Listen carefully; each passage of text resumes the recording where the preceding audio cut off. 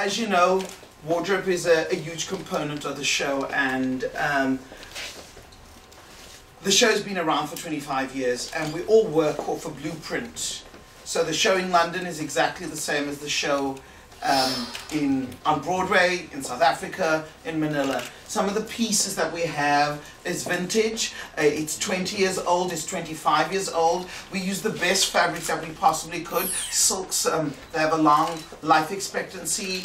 We use velvets, we use chiffons. Everything is hand beaded in the show. All the shoes are custom made. We specially fit these shoes. And so we have a long life expectancy on the costume. My component of the show covers all the jewelry as well. Everything is custom made. The hats as well, we bead them. Now it takes me and 20 people to run the show every day. It starts in the morning with laundry. So we wash like 86 shirts a day, and we go through 14 cans of spray starch a week. We use special kind of detergents that we bring in so that it doesn't damage the costumes. The show runs on like maybe 2,000 costumes running through the show, but we have understudies. So if someone goes off, we have a set of costumes with the understudies. So in all about 6,000 costumes in the show. We have maybe like 500 pairs of shoes, 350 hats.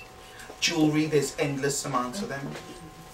Everything is a quick change on this show. No, we don't have hundreds of hours to do things, and we rehearse quick changes. I was just say, what's the quickest change that you have in the show? You do 12 seconds. Cool. As a designer, I never know what's going to happen of an evening. Every night is a different show. Absolutely every night. Nothing works the same. We'd like to, but never the same. And so it's those kind of things that we always make sure that we're going to get the same result, but in a different way.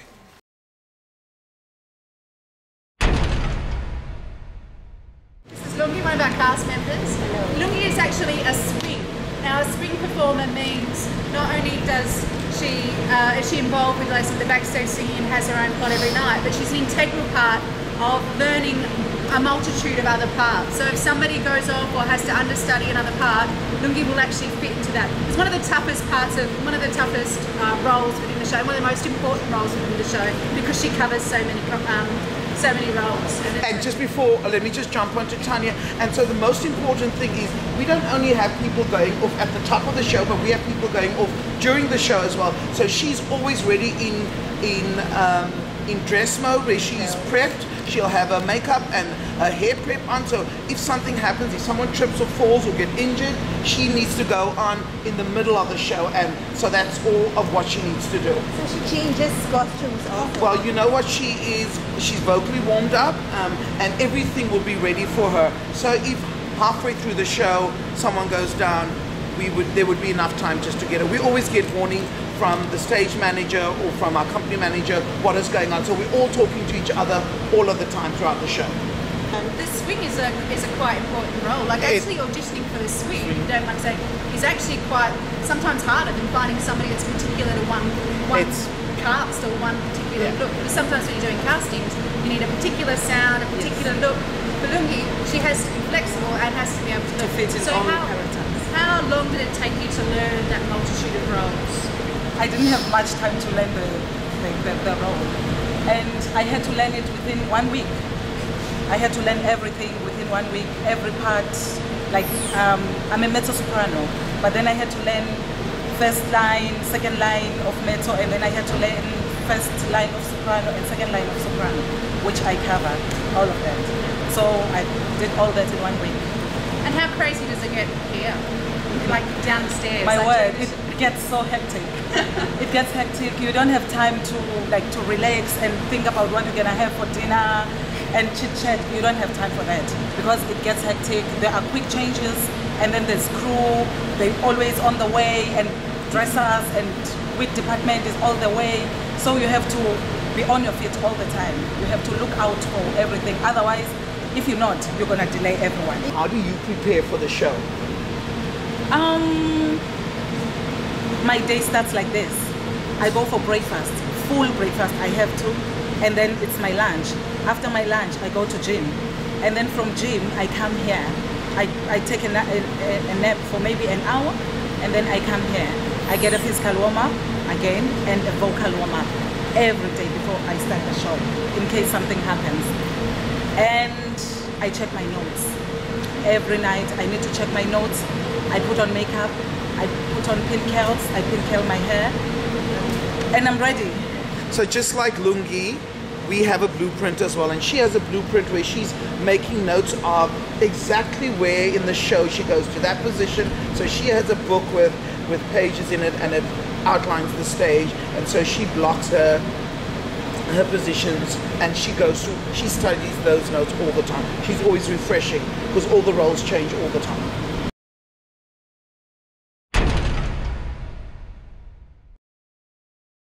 We've got radio communications with all of our crew, so in terms of communicating with our lighting staff, our pyro staff, our automation staff, our mechanists, our flyers for all the sets coming in and out, our prop staff, and our stage managers that are around stage ready to cue actors, ready to make sure performances are clear before set changes and everything happen.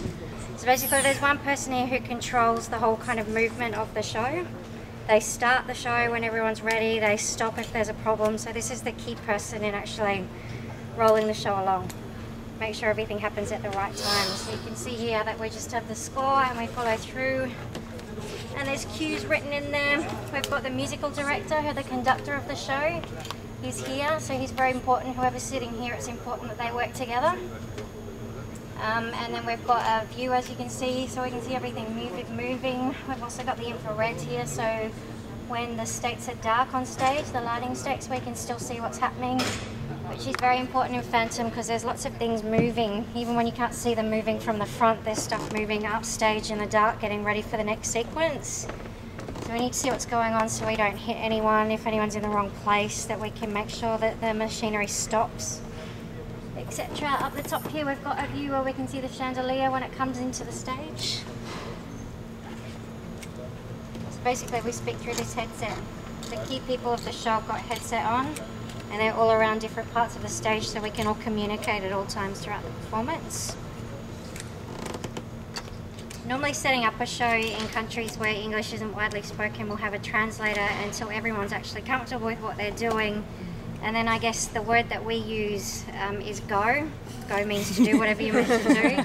And I guess kind of that's universally known, or we teach that to the people who don't speak English, so when they hear the word go, they know what to do. And I guess the other word that's really important for everybody to understand is stop. So even if we're in a country where they don't understand what stop is, everyone learns stop. So go and stop are really the only two words that we need to keep the show running. If the show follows a blueprint, does the stage ever get to be too much of a logistical challenge from country to country? In terms of language? No, the stage.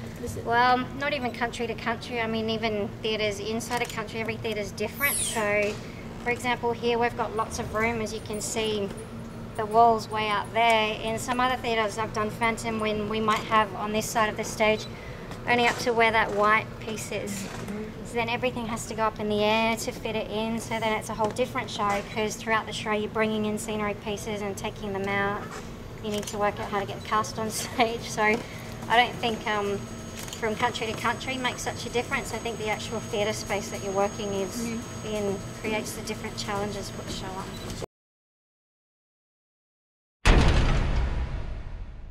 Hi everyone, this is our lovely monkey.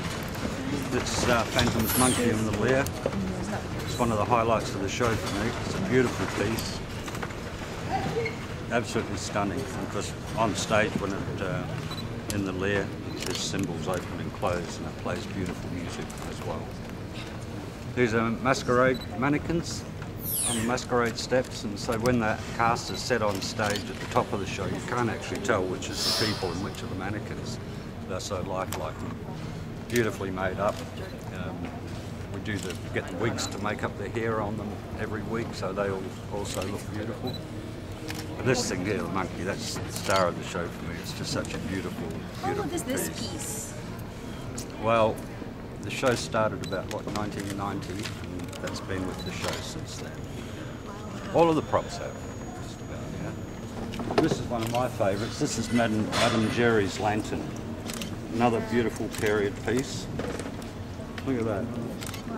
So, I mean, the details, it's in it. It's absolutely wonderful piece. So they've got 4 or 5 different lanterns, but this one's my favourite. It's just absolutely stunning.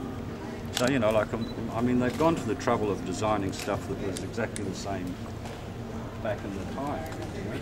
So if it breaks tonight, I have to have it fixed by tomorrow night. Sometimes something that hasn't broken for 10 years will all of a sudden break. And it might be, you know, just a freak of nature. So someone might just put it down incorrectly or... Sure. Even if the audience do not actually see it. That's right, yeah.